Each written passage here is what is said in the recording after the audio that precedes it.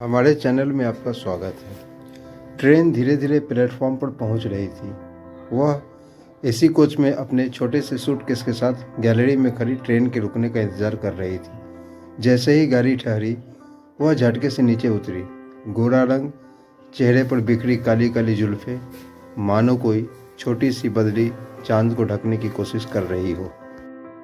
Station से बाहर निकली तो सवारियों की तलाश में ऑटो रिक्शा वालों की भीड़ जमा थी।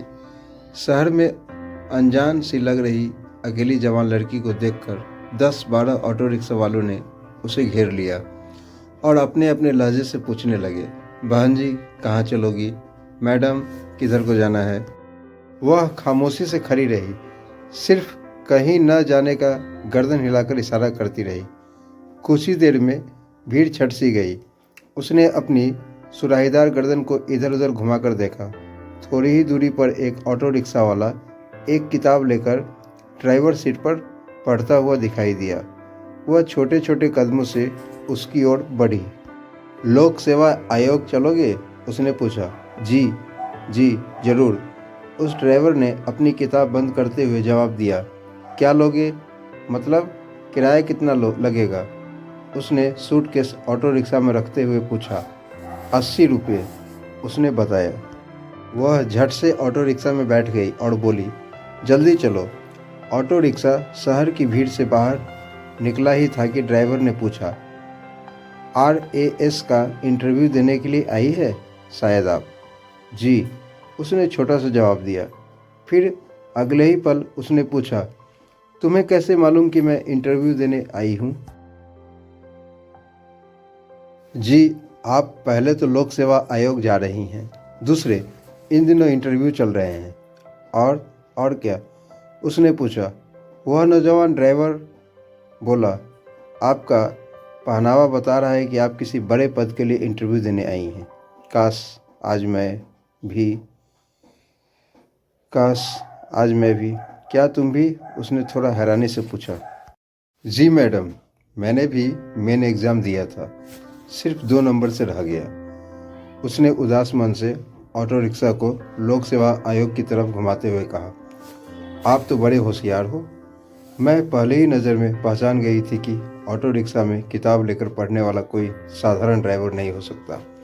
फिर तुम्हारा लहजा भी आम ड्राइवरों जैसा नहीं है। अपने पर्स से 100 रुपये का नोट निकालते हुए उसने कहा।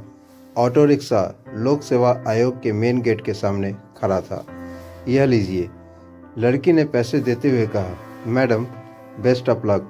20 रुपया लौटाते हुए उस ड्राइवर ने कहा।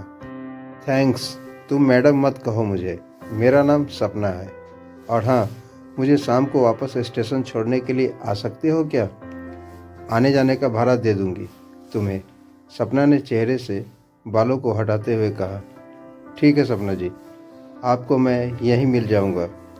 वैसे लोग मुझे विकास कहते हैं, ऑटो रिक्शा वाले ने जवाब दिया। ओके, इतना कहकर सपना चल दी। शाम को ठीक 5 बजे विकास अपना ऑटो रिक्शा लेकर लोक सेवा आयोग के सामने अपनी अजनबी सवारी को लेने पहुंच गया। कुछ लड़के लड़कियां बाहर निकल रहे थे। किसी का चेहरा उतरा हुआ था तो किसी का फूलों की माफिक खिला हुआ था। विकास की निगाहें मेन गेट पर लगी थी। आ गए तुम? पीछे की तरफ से आवाज आई। विकास एक झटके से पलटा और बोला, आप? मैं तो कब से मेन गेट की तरफ देख रहा था।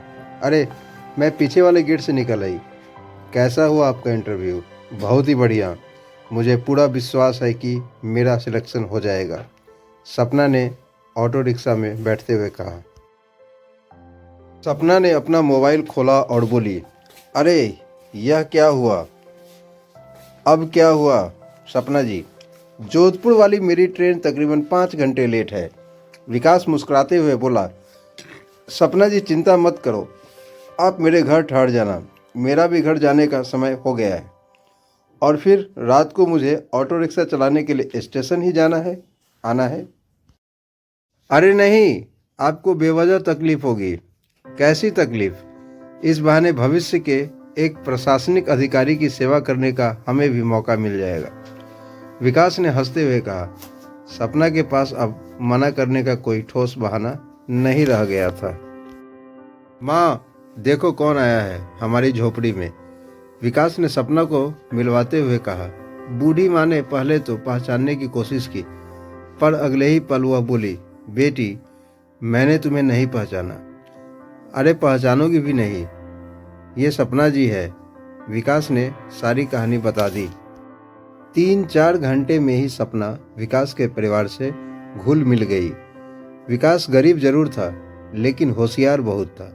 सपना को स्टेशन ले जाने के लिए विकास घर से बाहर आने लगा तो सपना ने उससे कहा, मुझसे एक वादा करो। कैसा वादा? विकास एक पल के लिए ठहर सा गया। यही कि तुम फिर से इम्तिहान की तैयारी करोगे और तुम्हें भी कामयाब होना है। सपना ने हिम्मत देते हुए कहा, ठीक है, मैं पूरी कोशिश करूंगा। कोशिश करने वालों की हार नहीं होती, सपना ने हंसते हुए जवाब दिया। स्टेशन पर सपना को छोड़ने के बाद विकास में भी फिर से तैयार करने की इच्छा जाग गई। अब वह IAS की तैयारी में जी जान से जुट गया। तकरीबन 1 महीने के बाद RAS का नतीजा आया। सपना पास ही नहीं हुई थी, बल्कि टॉप 10 में आई थी। सपना जी बधाई। विकास ने फ़ोन मिलाते ही कहा, थैंक्स, यह सब माँ की दुआओं और तुम्हारी शुभकामनाओं का नतीजा है। सपना ने चहकते हुए कहा। तकरीबन 2 साल तक उन दोनों के बीच फ़ोन पर बातचीत होती रही। सपना SDM बन चुकी थी।